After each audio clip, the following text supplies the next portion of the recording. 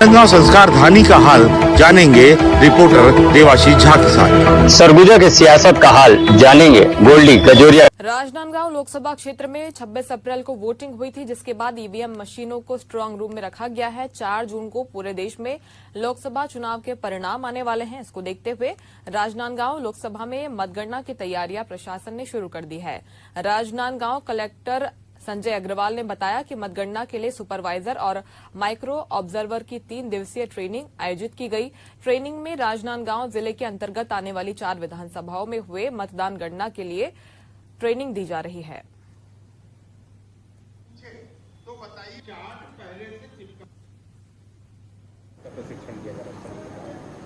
ये राजनांदगांव जिले में 4 विधानसभा का मतगणना यहाँ होगा। पूरे संसदीय क्षेत्र में 8 विधानसभा है, जिसमें 2 विधानसभा का कवर्धा में होगा, एक खैरागढ़ में होगा, एक विधानसभा का मानपुर में होगा, मोहला में। तो जो राजनांदगांव जिले में 4 विधानसभा है, उनके सुपरवाइजर्स की आज ट्रेनिंग जो है मतगणना से संबंधित ट्रेनिंग दी जा रही है।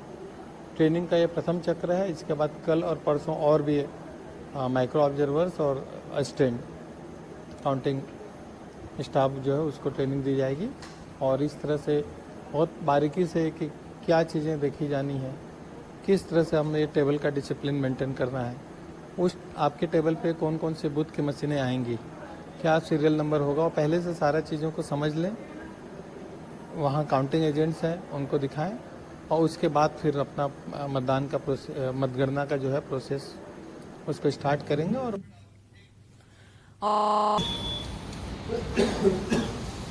डिस्प्ले बंद हो जाए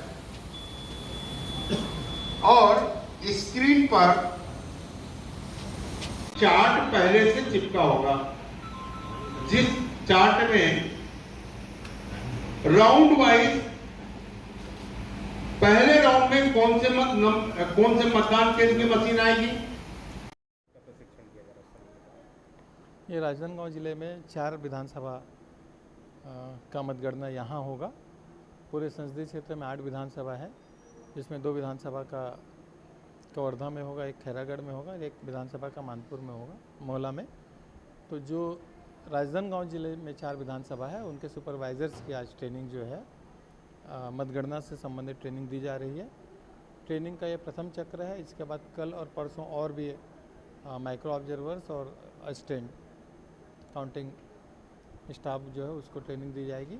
और इस तरह से बहुत बारीकी से कि क्या चीज़ें देखी जानी है, किस तरह से हमें ये टेबल का डिसिप्लिन मेंटेन करना है, उस आपके टेबल पे कौन कौन से बूथ की मशीनें आएंगी, क्या सीरियल नंबर होगा, और पहले से सारा चीज़ों को समझ लें।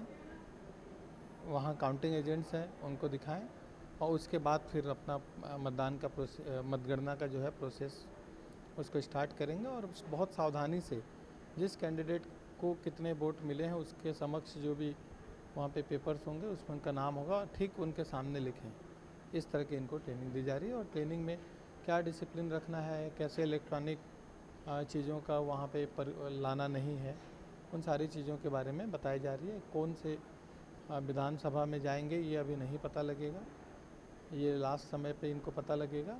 कितने बजे आना है ना, वहाँ पे नाश्ते वगैरह की क्या व्यवस्था होगी, उन सारी चीज़ों के बारे में आज इनको बताई जाएगी। कितने अधिकारी कर्मचारी इस ड्यूटी में लगेंगे और कितने दौर का प्रशिक्षण होगा?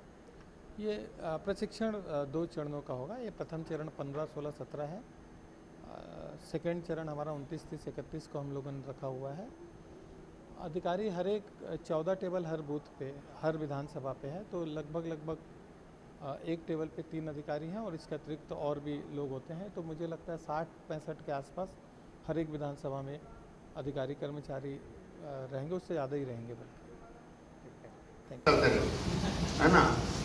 हाँ, अगर कोई कुछ पूछे तो बताइएगा कि इसको मैं स्पष्ट कर दूंगा, क्योंकि डिस्प्ले के साथ साथ सामान्य रूप से शुरू करें। कंट्रोल यूनिट के बाहर एड्रेस टैग लगा होगा।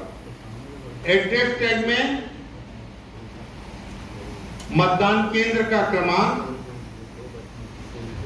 दिखा दीजिए। और जब दिखाने का काम हो जाए उसके बाद अब काउंटिंग के लिए हमारा प्रोसेस कैसे शुरू होगा।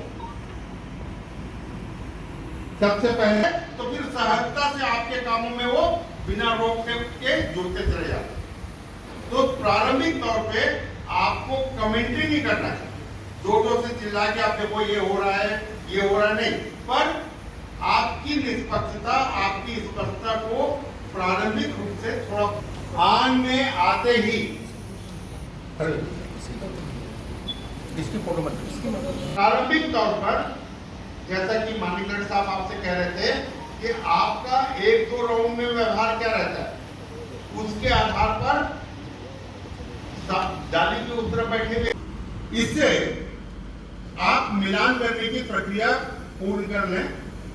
अगर कोई एजेंट कुछ और जानना चाहता है या फिर से देखना चाहता है तो उसमें झंझट कहाँ आती है, जब हम चपड़े में जोड़ देते हैं, कैरिंग बॉक्स के चपड़े में जोड़ देते हैं, देखो चपड़ा कितने लगा है, तो वो अगली बार वो चपड़े इसको देखता है। आपका काम यह होती है कि देखिए ये जी 15 ऐसा मतलब रेंट वो मशीन क्रम से नहीं नंबर होगा।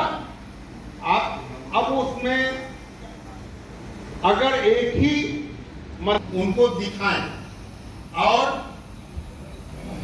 जो ग्रीन पेपर सील लगी हुई है उसमें पीठासीन अधिकारी के अलावा वहां के एजेंट्स भी वो 17C पार्ट 1 आपके पास कंट्रोल यूनिट के साथ पहुंचेगा और आपके टेबल पर, आपकी टेबल पर मशीन आ गई। मशीन कैसे पहुंचेगी ये क्लियर हो गया। इसके अलावा आपकी टेबल पर मशीन के साथ 70, ये ऐसा क्यों है, क्योंकि प्रत्येक कंट्रोल यूनिट के, दोनों कंट्रोल यूनिट के, तो ऐसी स्थिति में उस मतदान केंद्र में 2 कंट्रोल यूनिट उपयोग में लाई गई है, तो दोनों की मतगणना कहां होगी।